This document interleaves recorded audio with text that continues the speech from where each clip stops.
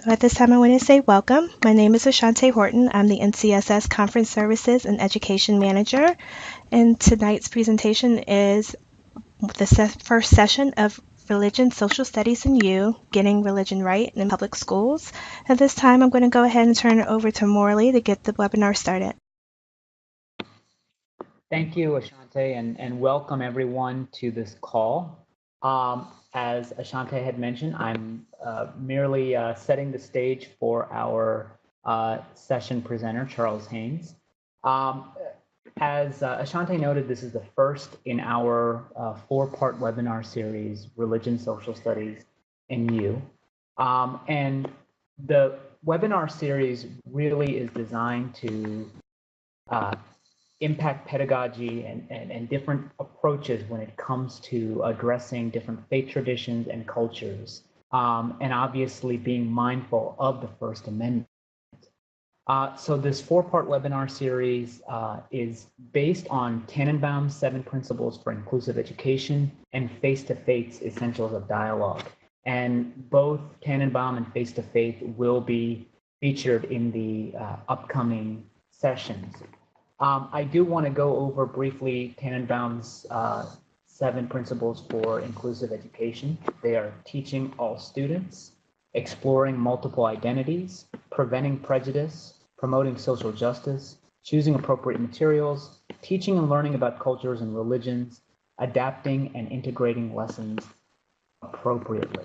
And really, when we look at what would be appropriate in terms of religion and social studies, certainly our understanding of preventing prejudice and promoting social justice in an inclusive way is consistent with this webinar series.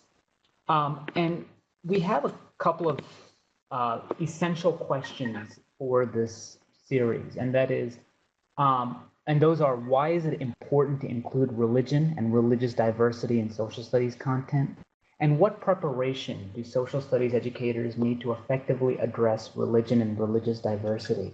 I would imagine that a number of you on this webinar have grappled with that yourselves. And really, the enduring understandings from this series are including religion and religious diversity in social studies content that not only fulfills academic standards, but creates inclusive learning environments, prevents prejudice, fosters global citizenship, and promotes social justice, as well as effectively addressing religion and religious diversity.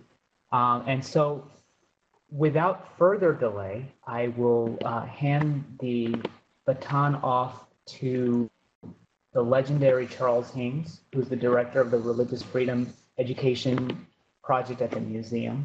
And he is arguably the foremost scholar when it comes to the First Amendment and religion in the classrooms. So without any further delay, I'd like to hand it off to my friend, Charles Haynes. Thank you very much, Morley. That's a very generous introduction, and I want to thank you because it really was you that started organizing this webinar, and thank you and the Hindu American Foundation for having the vision to see this as an important topic. Well, it's a big topic, and fortunately we do have 4 weeks, and you'll be hearing from a great many people who have expertise on this at the Tanenbaum Center and, of course, Face-to-Faith. But tonight we're really going to set the stage by looking at the framework for all of this, which of course is found in the First Amendment to our Constitution, and look at some of the challenges, the opportunities, and the pitfalls of dealing with religion in public schools. Now, I know not all of you are in public schools, but I think this framework is still very important whether you're in a public or a private school, because private schools really want to get the spirit of the First Amendment right. They also have diverse populations, religiously diverse, and the guidelines that we're talking about tonight really are about best practice. But for public schools, what we're talking about tonight is actually what is also what is constitutional and what isn't. So that's why it's particularly important for public school folks. I want to relieve a little anxiety maybe that some of you might have in the beginning about how we're going to cover all of this and get our questions in, and we don't have much time. But please remember that you can email me. I'm only an email away, and I will be glad to answer any questions that come up tonight in my going through so much material. I'll try to answer some at the end tonight as well, but beyond that, I'd be happy to be in dialogue with any of you about resources, questions that you may have. Let's get right to it and go to our first slide. If I can make sure I get this right. This is something that you already have answers to because you are working on the front lines of these issues. So you already have, I'm sure, a lot in mind about why it's important to study about religions and beliefs. But I thought it would be good to say a few things about this for all of us as we start down this journey of talking in more depth about how we deal with religion in our schools. To state the obvious, the role of religion in the world today is critical. For better and for worse, religion plays a central role in shaping events in the United States and across the globe. People simply aren't prepared to be citizens in our country or in the world if they don't understand the role of religion. So I think that this topic has always been important in education, but today in our country, in our world, there are few topics more important than dealing with religion. Of course, hate, violence, intolerance, sadly, so much that we see around the world when it comes to religion, can only be really addressed by education in the long run. I mean, there are short-term things that, of course, we have to do. But if we're going to combat ignorance and fear, it has to be done with education. It has to be done in a way that helps people understand one another. Because I think at issue for the United States and for much of the world is how are we going to live with these deep differences as we move forward in building one country out of so many different beliefs and faiths? That's a question, of course, for everyone in the world. But in the United States, I think we shouldn't take for granted that we can live with all of these differences and somehow work it out. We're becoming more and more religiously diverse, and many religious groups in the United States that are small or new to the country are speaking up. They are growing. So we are really needing to revisit how we work this arrangement out, how we work with one another and live with one another across our differences. And of course, there is the issue, and we'll talk about this more in a minute, of constitutional neutrality and fairness. If we really say in the United States that we're committed to a marketplace of ideas, of religions, where everyone is free to practice their faith, people are free to choose in matters of faith, then it's essential that our government, as well as our public schools, maintain neutral position about religion, not take sides in religion, and be the fair, neutral, honest brokers for people of all faiths and of no faith. And of course, finally, and perhaps very importantly for this audience, we have an educational mandate to educate students about religion. Religious literacy is important, of course, for the reasons I've already mentioned, but it's important just to be an educated person. We can't understand history, we can't understand current events, we can't understand what we see in an art museum or read in many modern novels unless we are religiously literate. So it's an essential part of really what we should be offering our students. Well, of course, the framework for dealing with religion in our schools and for teaching about religions and beliefs comes from the First Amendment to the Constitution, as you well know. Particularly, of course, the first 16 words: Congress shall make no law respecting an establishment of religion or prohibiting the free exercise thereof. It's a miracle, I think, in a way, don't you, that a bunch of lawyers wrote the First Amendment and needed only 16 words to define religious freedom. Can you imagine asking lawyers to do that today? but I think this must have been the 4 billable hours because it's stunningly brief and it goes right to the heart of who we are as a country. These are 2 principles of no establishment and free exercise that give us this extraordinary experiment in the United States of liberty of conscience for people of all faiths and of no faith. This is really how we've been thus far able to live with one another and to work together. I mean, we've had our difficult chapters, we've had nativism, we have anti-Semitism, we have Islamophobia today, so we have our challenges. But as compared to much of the world and much of history, this has been the boldest and most successful experiment in liberty of conscience the world has ever seen. I think I just want to underscore, Congress shall make no law means government today shall have nothing to do with taking sides in religion. And that's why teaching about religion, the important word in that phrase is about, because it's the about that upholds this principle of keeping government from taking sides, keeping our public schools from taking sides in religion, and protects the conscience of all of our students and our parents. Protecting conscience is really the purpose of these 16 words, protecting people's right to follow in their lives their highest authority in their faith, to choose in matters of faith, not to be coerced in matters of faith. And so when we talk about religions and beliefs in our classrooms, we are obviously first and foremost trying to protect that value of liberty of conscience that keeps us together as a country.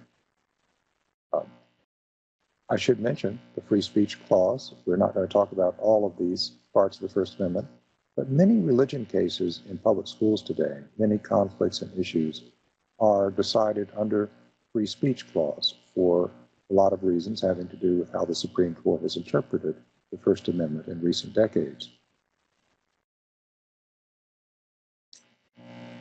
Now, the way in which we do this has been generally agreed to by people from across the political spectrum, political and religious spectrum. And that's important, especially for those of you teaching in public schools.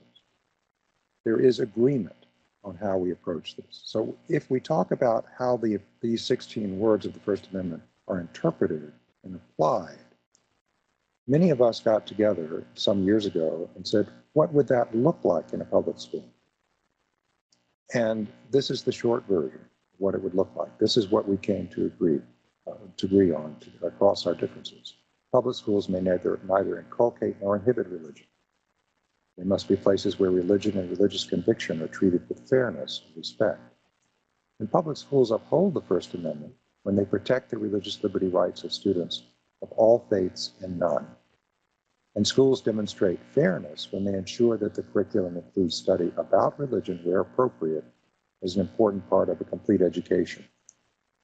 Now, these guidelines are all available in Find Me Common Ground, which you can download from our website, noted there, religiousfreedomcenter.org. And there are guidelines on religious holidays, on the Equal Access Act, on the Bible in public schools, all of which are consensus guidelines. So I'm just highlighting this one part of these many agreements that we've reached over the last 2 decades to give you the flavor of how the First Amendment looks if we do it right in public schools. It may surprise you in this day of culture wars and division in the United States to know that the National Association of Evangelicals and People for the American Way both signed on to this. The National Association of Elementary School Principals and SBA, Christian Legal Society, Anti-Defamation League, teachers' unions, all signed on to this. So the good news is that there is a safe harbor for people in public schools to tackle these issues and know that people on the left and the right will support you if it's done right.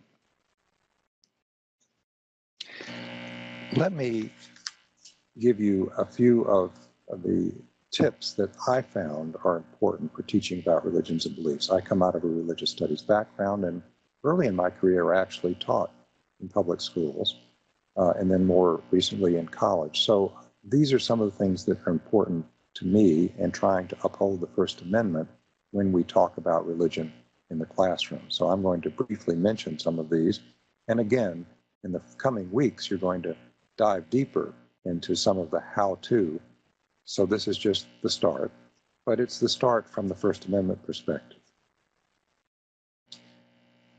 First of all, as I've already mentioned, in public schools, it's imperative that teachers who are dealing with religion are neutral. Let me pause, though, on that word neutral, because sometimes that is interpreted to mean, well, let's just keep it out. Let's be silent. Sometimes it even translates as hostility. If we're really truly neutral under the First Amendment toward religion, that should not be what it means. I mean, if I ignored you, you wouldn't think that, well, Charles is being neutral. You would think I'm being kind of hostile. To leave religion out, to avoid it, to ignore it, is really not what the First Amendment requires. The First Amendment requires bringing it in, giving it its appropriate space. I mean, that's genuine neutrality under the First Amendment. But doing it in a way that is fair, that's subjective, that's academic. From the school side, that's our role under the First Amendment. One of the important things to do when teaching about religions and beliefs, and I'm sure this is probably exactly what many of you are doing, is to teach through attribution. It's very important as we talk about religions in the classroom as teachers to distance ourselves from taking sides, from privileging particular religion or worldview over others. And one way to do that is just to build in attribution as we go along. Many Christians believe that. Many Buddhists believe that, and so forth. This signals to students that first and foremost, we are educating them about what people within that faith believe in their diversity. Because, of course, within each faith, there are very many differences. But at least it begins to get students to understand those faith traditions from the inside. I think that's our first responsibility. What do people in these traditions actually believe and practice? We students should know that. We can go on to talk about how the faith look at it, including scholars. So I'm not saying we don't bring up that there's a debate or there are differences. Of course there are. But we don't explain away religion. We don't put on our hat of saying we know what is true and what isn't. Instead, we really give voice first and foremost to the people within a faith tradition about what they believe. And I think that's genuinely in the spirit of the First Amendment to start with that approach. And of course, that means using inclusive language about religions and beliefs, making sure that we signal to students that there are many different ways to understand each of these traditions. And there are people who have no religious affiliation at all. In fact, that's one of the fastest growing groups in the United States. Nearly a quarter of the population, if you follow some of the polls. Now, not all of those people are non-believers, if you will, but they are no longer affiliated with any particular religion. So we have to be aware of that diversity as well as we talk about religions and beliefs. Just a word on religious affiliation of students. Under the First Amendment, we really should not ask, in a public school at least, what the religious affiliation is of our students. Now, students may volunteer that, that's fine, but we should not ask. Religious affiliation of teachers, my view and the view of most religious liberty folks who look at this is to say that teachers can answer the question, but of course should not use that question as an opportunity to preach a sermon or to go on or to invite kids to a particular religious service. So it's in how it's done. But I think disclosure is fine. Some teachers choose not to. And they say that they don't want students to know what they're particular tradition is. That's also fine. But as long as the answer is short and is an opportunity to give a civics lesson, you know, I may be a Methodist, but I'm here to teach about various religions in a way that is objective and fair, and so forth. Some teachers think that sets a good tone for the classroom, and I think they may do that under the First Amendment. Let me mention a few approaches to teaching about religions that come up frequently and that are creative ways to teachers might want to try to bring alive religions and to have students have some experiential experience of what they're learning about. Guest speakers are one way.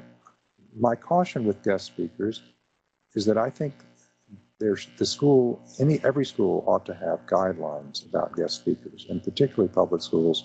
What are your First Amendment guidelines for the guest speakers? And they should know these ahead of time and agree to them. I think the first choice would be to have people come in who have an academic background in these particular traditions, whether it's someone from a local college or university that knows how to present this in a public school setting, or someone in the community who's, is really informed and has prepared himself or herself to present about the religion in a way that's objective and fair. Religious leaders may be guest speakers. There's no barrier to that, but they need, of course, to understand the guidelines. They're there to talk about their particular faith. They're not to proselytize. They're not to, in any way, impose religion on the students in the classroom. Field trips are a great experience for students to go to places of worship. I'm sure some of you have been doing this, taking students to the local church or mosque or synagogue. The caution there is it should not be done when there is worship going on in those places. It's very important not to involve students in the worship experience of someone else's tradition or of any tradition, even if it's their own. That's not the role of the public school. So I think visiting, talking to the religious leader, all of that can be a wonderful experience as long, again, as the religious leader understands the guidelines and why the students are there and is careful about informing the students about the faith, not proselytizing. Role-playing religious and teaching about religions is something I actually caution strongly against. I don't think we should role-play religious practices in a public school setting.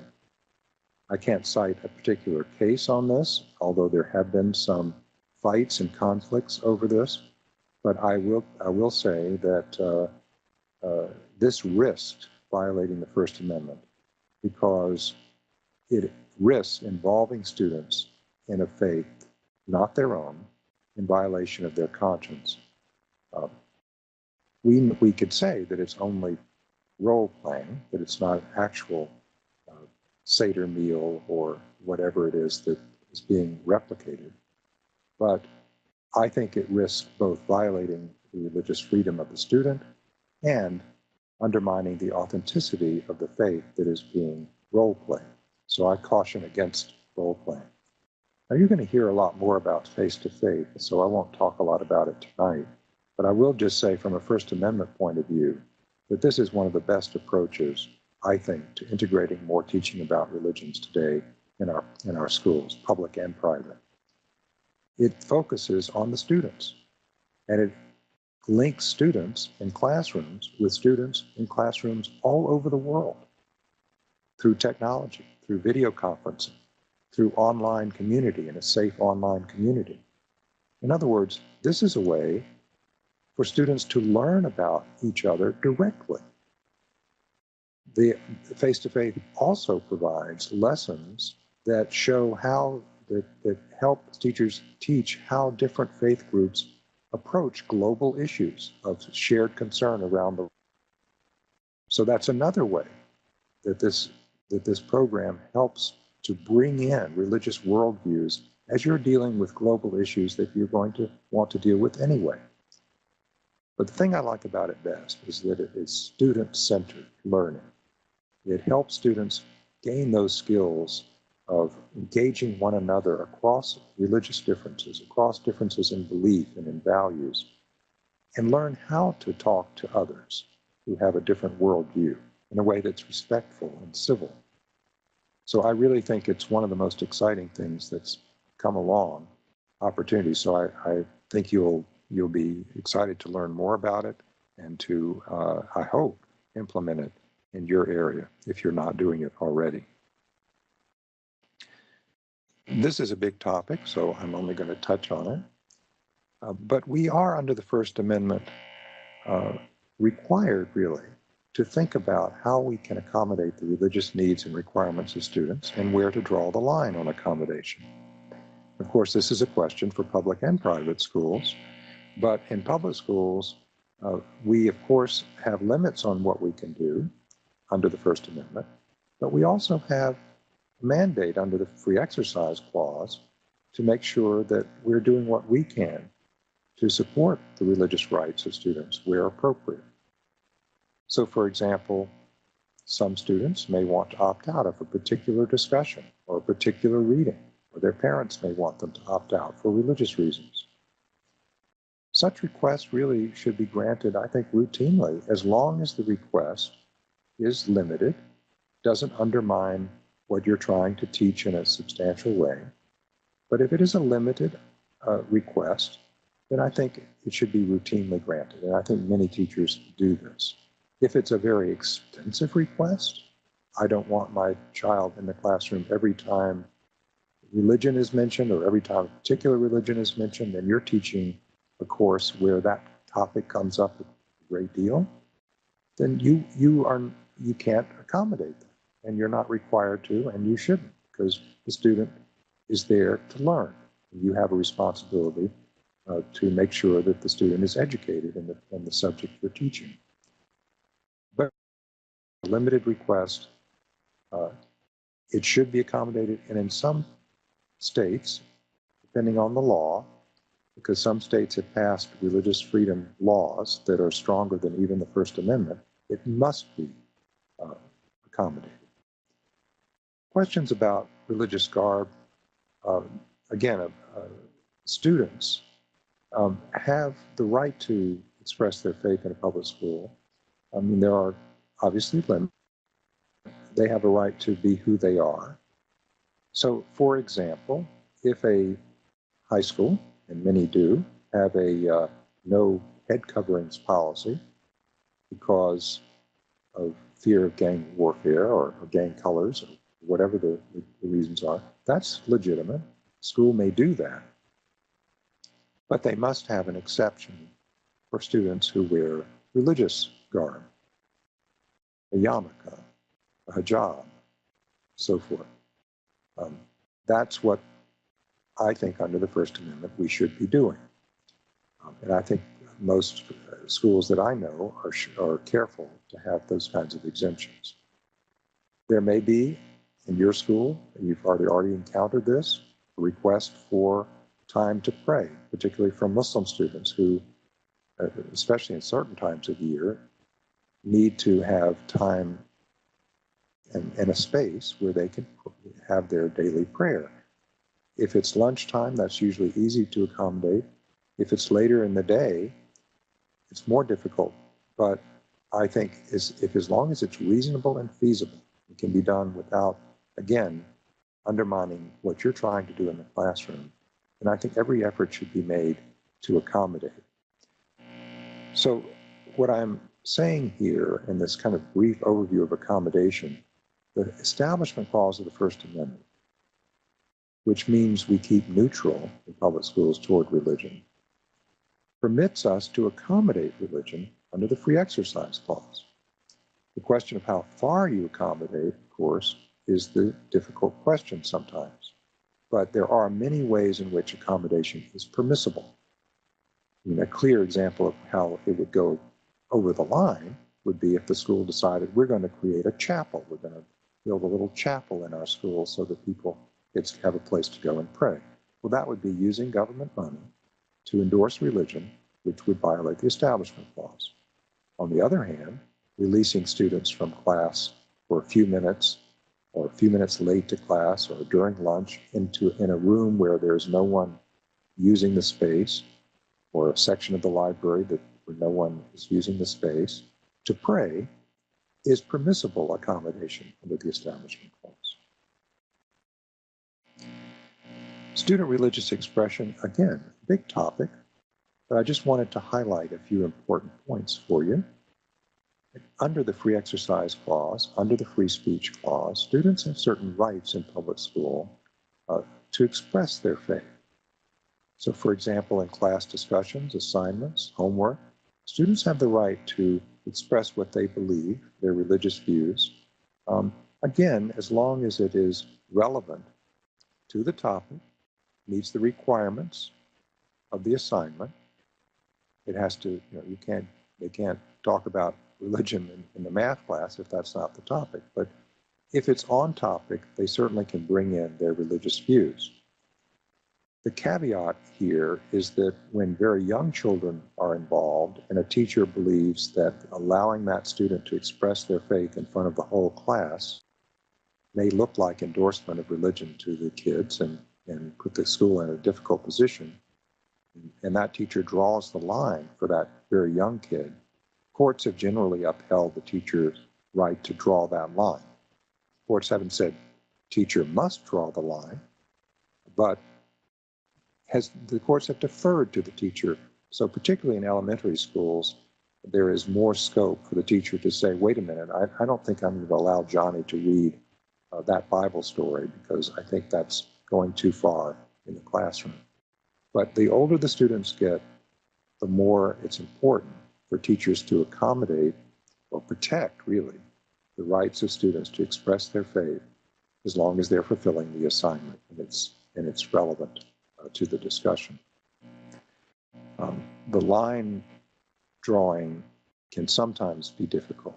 I acknowledge that. So there's no bright line here.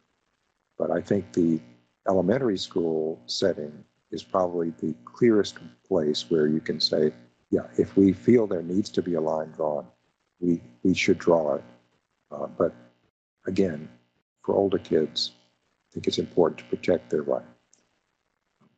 Now, beyond the classroom, students have the right to express their faith in many ways during the school day. And many schools trip up on this, and this is not a webinar about free exercise rights of students in public schools, so I'm not going to get deep into it, but just to say students have the right generally to share their faith with others, to distribute religious literature, subject to reasonable time, place, and manner restrictions, to meet with others during their free time and have scripture study and so forth. So there are a lot of ways in which students actually are protected to share their faith in a public school that teachers should be aware of.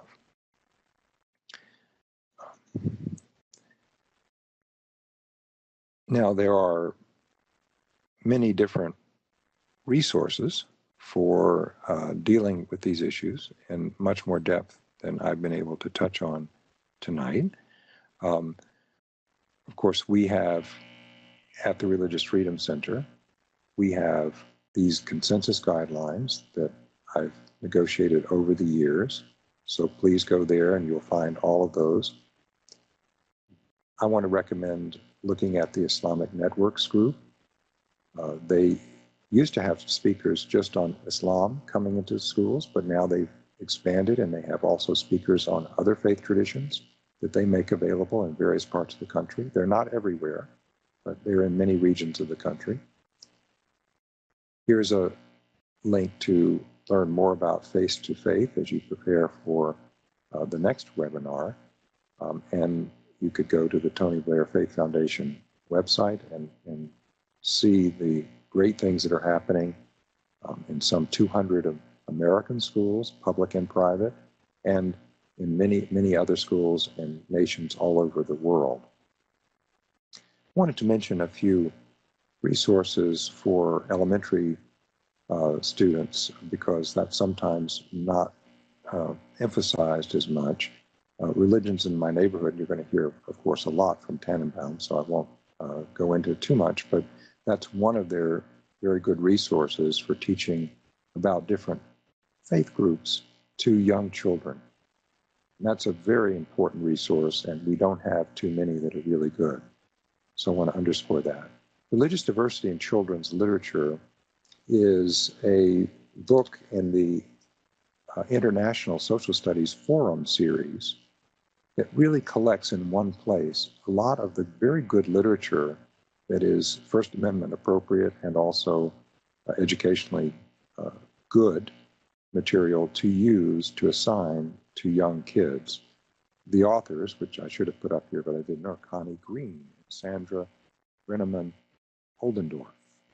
But if you just look up Religious Diversity in Children's Literature, it's available on Amazon. It's a very helpful volume to have if you're teaching elementary school or supervising elementary school teachers. I'm very fond of the series that Oxford University Press has done on religion and American life. There's some 17 volumes in the series. It's quite extensive, and some of them are on particular faith groups, Roman Catholics, Protestants, Jews in America, and so forth. And others are chronological and talk about religion in the colonial period, religion in the 19th century, and then in the modern period. But they're all excellent. They're written by outstanding scholars for young adults. That's unusual. We don't have much like that out there.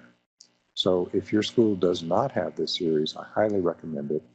It's not just about American life, too. So because these volumes introduce the faith tradition, they do emphasize how that faith tradition is played out in the United States. But the students learn about, read about the tradition itself. So I highly recommend that resource. Let me end this part, and then there are questions. I'm trying to leave as much time as possible to answer them. But let me just conclude my formal part here by going back to where I started with the First Amendment. You know, this is extraordinary achievement to have this kind of framework, and that's why it's so important to get it right. And we haven't gotten it right in most of our history, and particularly in schools. In our early public school history, as you well know, we pretty much had semi-established Protestant schools. That's one reason why we have a strong Roman Catholic school system in the United States, is because Roman Catholic parents in good conscience couldn't send their kids to what they saw as Protestant schools. So we've had a hard history on this, and those vestiges of that Protestant semi-establishment in public schools lasted way into the 20th century. And of course, the Supreme Court finally struck down some of those remaining practices in the 1960s. Teacher-led prayer, devotional Bible reading, state-sponsored religion. Note, however, that the Supreme Court did not exile religion or God from the public schools. What the court did was say the government may not take sides in religion. But of course, the court said schools must teach about religions because otherwise you can't offer a good education. But we've had a hard time getting that right. We moved from that early history of imposing a particular religion through the public schools to a period where we left out religion, partly in reaction to that early period, partly because of the misunderstanding of the Supreme Court, and partly because the country became more secularized and diverse. And so a lot of schools, I think, thought the path of least resistance was to simply leave it out, be silent about it, avoid controversy. So we've had these two chapters in our history, both of which are unjust, and both of which, in many of their manifestations, are unconstitutional. So what I've argued for tonight, or pointed you toward tonight, is a third possibility, living up to these 16 words by making sure that we protect the religious liberty rights of students of all faiths and none. It means teaching about religions and beliefs in ways that are constitutionally permissible and educationally sound. And it means protecting the religious liberty rights of all students, including people of no religion or who are atheists. They have rights of conscience as well under the First Amendment. All need to be protected and allowed to express themselves within the limits I mentioned while they're in a public school. John Courtney Murray, the famous Catholic public philosopher of the 1960s, used to say, these 16 words of the First Amendment, these religious liberty principles, he said, they're not our articles of faith. We have our articles of faith in our different ways, and they're deeply important to us. And they are more important to us, if we're a religious person, than even the Constitution or the First Amendment. But he said they are our articles of peace. They are what enables us to live with one another across our differences. And he said in the future, and he was prophetic here, these articles of peace will be more important than they ever have been in our history as we grow more and more religiously diverse. And I think that day has come. So we need to go back to these 16 words and make sure we're getting them right in our schools. Well, let me pause there and ask Ashanti if there are some questions that have come up that I can address in the time remaining.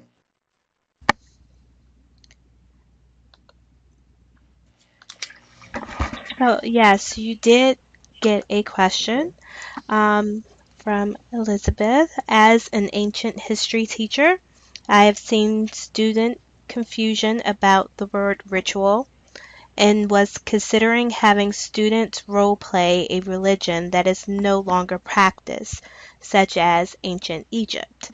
Would you consider this inappropriate? If so, what are any alternatives? Well, thank you, Elizabeth, for that question.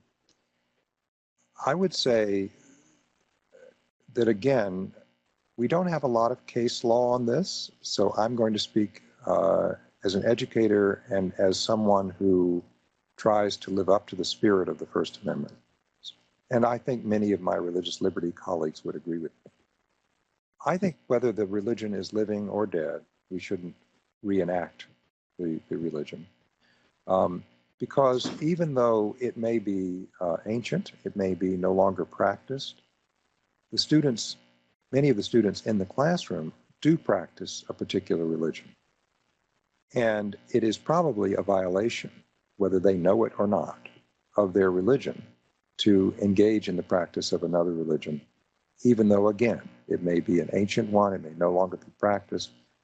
But I have seen parents in different parts of the country get really upset when students are reenacting even things that have long been no longer practiced in the world, because currently their faith prohibits them from participating in that. So that would be my answer. I think another word that comes up when dealing with religions that are no longer practiced is the word myth. And sometimes, and of course, with scholars, the word myth has a particular meaning. It doesn't mean false. It means a way of seeing the world, understanding, explaining the world through a particular lens. So myth is not a negative term in scholarship, but for many parents and for many students, they hear it in the common usage you hear every day, a false story or a false narrative, false religion. So I also don't use the word myth when teaching about religions, even for those religions that are no longer with us. I explain why they're called myths when it comes to the Greek myths, because you can't avoid it. But I try to be sure to avoid using a term that can't be reified in their minds. In other words, I'm never going to be able to really convince them that if I say Genesis, the myth of Genesis, which doesn't mean it's not true for scholars, they're never going to hear it as, oh, you're talking about how the Hebrew people saw the world and understood the world and how they felt God revealed the origins of the world. They won't hear that. So I think, the terms are difficult to translate from scholarship to teaching young kids. But, those are the kinds of bridges we have to build. But certainly, as far as practice goes, I would avoid reenactments altogether when it comes to religious practice. Would you have any other alternative suggestions on how to appropriately discuss what a ritual is Well, I think to students? sure. Thanks. That's right. That's the other part of the question I didn't speak to. Yes, I would show them videos, for example. There are some really great materials now available of ritual practice, and I think that's perfectly appropriate. It's a distancing that is First Amendment friendly, but also very educational. So I would think video reenactments are probably the way to go when it comes to religious ceremonies or rituals. I mean, some of these things, it seems to us, when we first hear, well, what's the harm in some of these practices that maybe the local rabbi says it's great. You can reenact the Seder meal. I'll come and help you. I mean, I don't think there'd be much objection from many rabbis, for example. But, if you translate that into the Catholic Mass, then I think it's clearer to people why it's so problematic. How can you possibly reenact that without somehow it being inauthentic and a violation of conscience of the participants? But showing a video of the Mass or of the Seder prayers, I think that would be fine and a good way for students to really see and experience what it's all about. And it looks like we did get another question in from Charles. How do you work with Reelected Administration? Well, thank you. That's a good question and a big one because I think the barrier often is that administrators have gone to the school of let sleeping dogs lie administration. If they don't have an issue or a problem with religion, let's say, then often they don't want to stir that up. And when a teacher wants to be more proactive and really say, let's take religion seriously, sometimes that's heard as you're bringing trouble. So there is this resistance among some administrators. And also, to be fair, some of them may honestly misunderstand the First Amendment, may think that, in fact, separating church from state means keeping religion out. But separation of church and state under the First Amendment means separating church and state, but does not mean separating religion from public life or public schools. So I think the way I would approach it in a school is to take the guidelines. For example, a teacher's guide to religion in public schools, which you'll find in Finding Common Ground. That little guideline, which was sent out some years ago by the U.S. Department of Education and President Clinton to every school in the country, so it's pretty safe stuff. That little guideline is endorsed by some 21 groups. Again, National Association of Evangelicals, American Jewish Committee, Christian Legal Society, so forth. I mean, National School Boards Association, NCSS. So the endorsements speak for themselves. These guidelines are not something that are going to cause controversy or difficulty.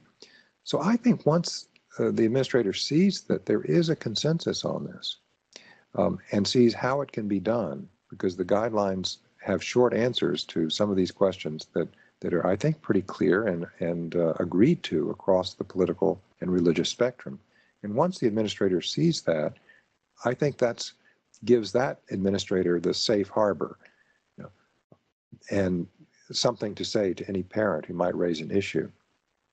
So that's the first thing I would do, is to let them in on the fact that this is not terribly controversial, that there is agreement on how to do it, and that you as a teacher understand how to do it properly. And the other deeper thing to note is if the principal gets, or the administration kind of gets that part, I think they will discover that the more they tackle these things in the schools, the more they're sure to have policies that protect the religious liberty rights of students, to encourage teachers to deal with religion appropriately and generously where it comes up in the curriculum, provide good resources for teachers and so forth. The more they do that, the more they will build trust in their community for the school.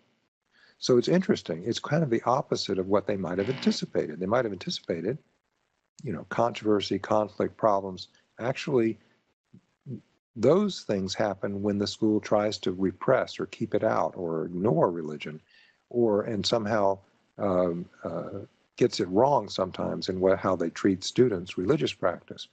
But schools that really put this on the table and have clear guidelines of how students can express their faith, how teachers are teaching about religions, how guest speakers can come in and under what conditions, those schools have very few problems. So one of the great arguments to administrators that I think is very compelling is this actually helps you to build this trust in your community to people of various faiths who like to see themselves in the curriculum, frankly, who want to be part of the conversation, and many of whom feel really hurt to be left out or alienated. So being proactive, getting good resources for teachers and supporting teachers to do this really is a community building, trust building endeavor. And I think public education today needs this more than ever. Many people are distrustful of our schools, some even leaving our schools because of some of these issues, because they think that the schools are hostile to them, or the way their faith is portrayed is insensitive, or they're simply left out, not portrayed at all. The more we do in our public schools to really make sure that people are heard and included, especially in this day when religious life is so important to so many people, the more we signal to the community that these are truly schools for everybody. These are schools where you are represented and you are heard and you are part of the conversation. So I think that's a deeper argument to make. I would start with the First Amendment consensus that we've achieved.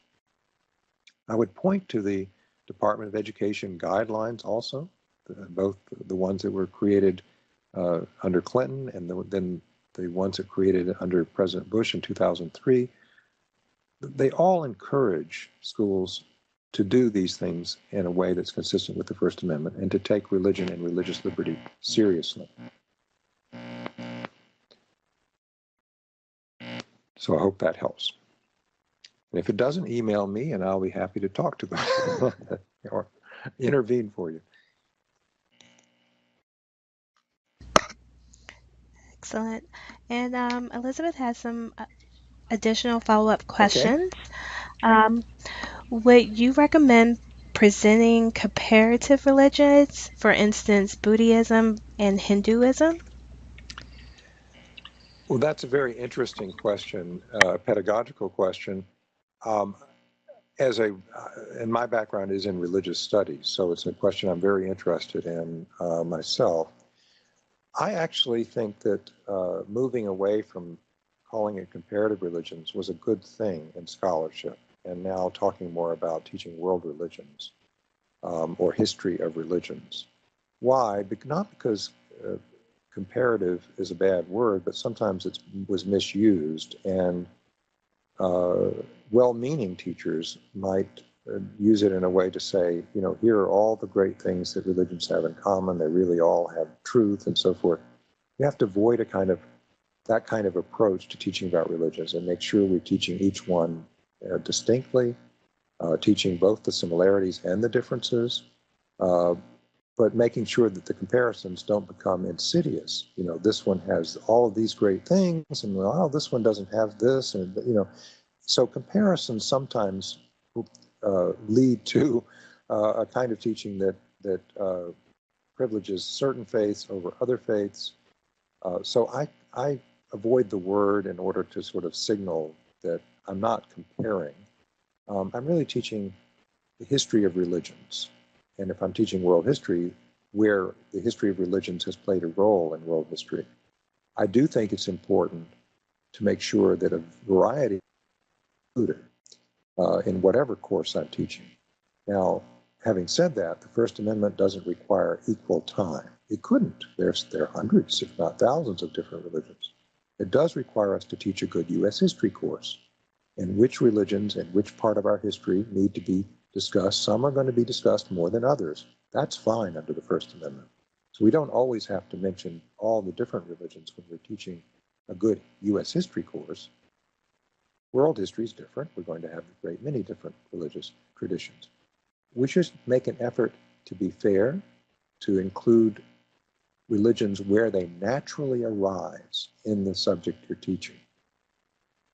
The only thing I would add to that is I would urge schools to consider adding a world religions elective to the curriculum, because that really gives students, at least some students, I would like to have it required, but I know that's going to be a losing argument in most places.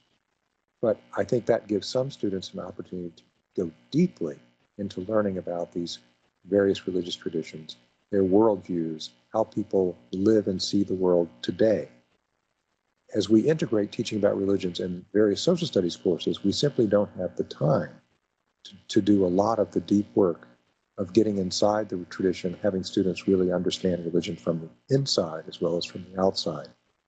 So that's why I would urge that schools consider electives in world religions, and there are, of course, quite a number of those around the country. I would like to see many more.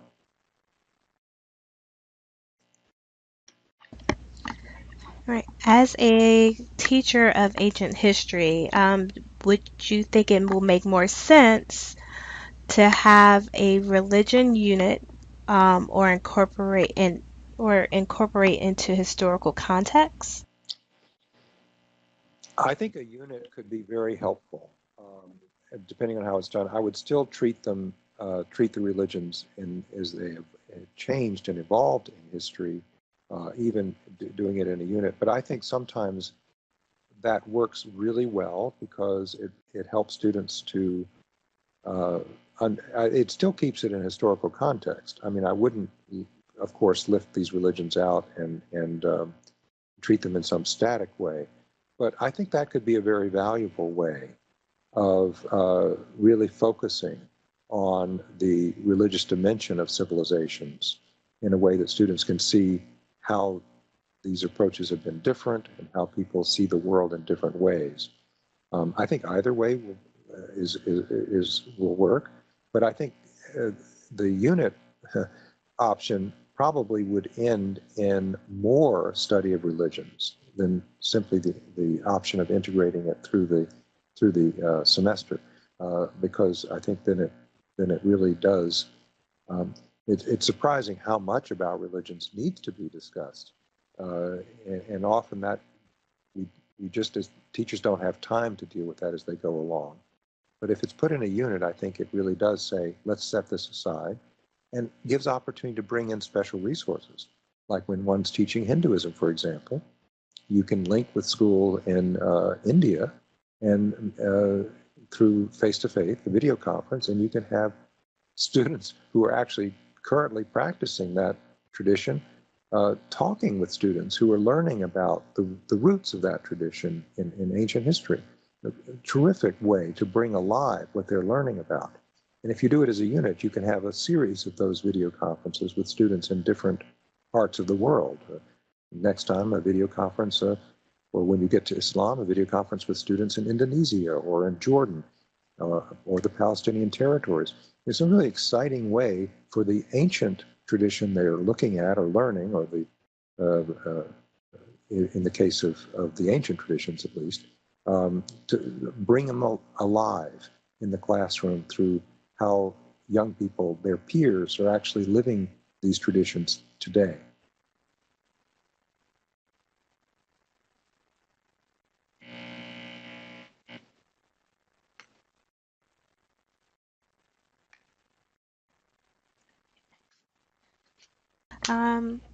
Well, it is now 8 o'clock. So I want to thank you so much, Charles, for doing this presentation. And we are really looking forward to the rest of the webinar series. And I want to thank everyone for coming and attending tonight and for participating. So at this time, I'm going to just say good night and thank you all very much for coming.